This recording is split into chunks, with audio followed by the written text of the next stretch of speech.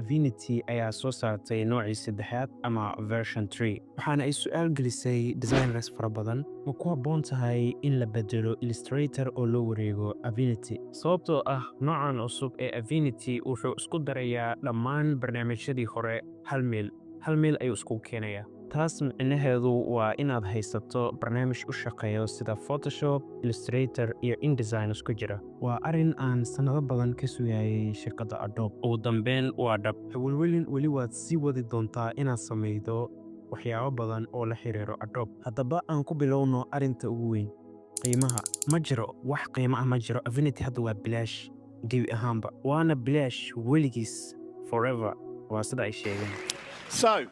Yeah, Affinity is entirely free, including everything you've seen so far and every future upgrade.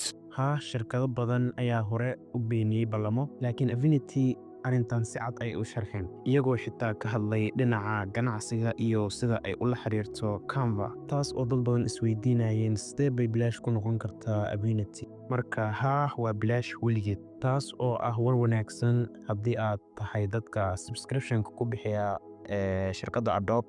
waxyaabo cajiib kale oo Affinity qabanayo waxaa ka mid ah waxaad ku hal meel aad ka shaqayn kartaanba ku furi kartaa raster, vector iyo layouts hal meel gudahood.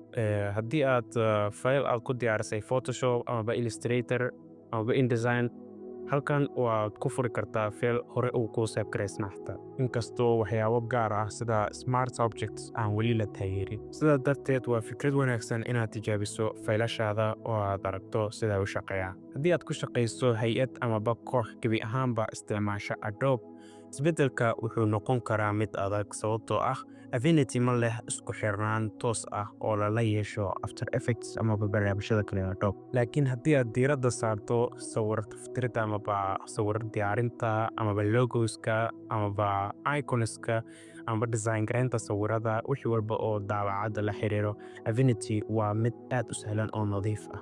lag ma jiro, yacni culeys ma jiro sida appska kale oo Adobe. Wax walba waa mid fudud oo degdeg ah. Haddii aad hore u taqaanay Illustrator, waxaad si dhaqso u baran kartaa Affinity sababtoo ah waxyaabaha la soo gaabiyey shortcutska Illustrator-ka ku isticmaali jirtay inta badan iyo Affinity waa isku mid. Waxa kaliya ee caqabad noqon karo waa inaad fahanto sida qaar ka mid ah sifooyinka u shaqeeyaan marka la eego Illustrator. Waxay mararka qaar u dhaqmaan si yar oo ka duwan. Marka la soo koobo, ma ku habboon tahay inaad beddesho Illustrator oo aad u wareegto Affinity? Su'aashaas jawaabteedu waxay ku xiran tahay sida aad u shaqeyso iyo waxa ku muhiim ah. Haddii aad bixiso lacag bille ah amaba subscription oo